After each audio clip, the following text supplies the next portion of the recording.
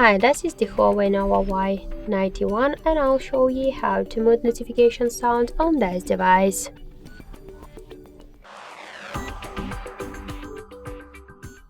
So first open the settings, tap to sound and vibration. Here you will see read messages and notifications volume panel. To mute notifications, we should hold and slide to the left side this white dot on the notifications volume panel. But by this way you will mute not only notifications but also ringtones and the messages.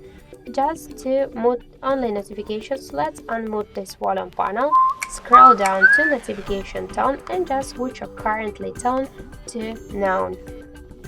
Just click to go back, and by this way you will mute only all of your notifications, but you will stay with the ringtones.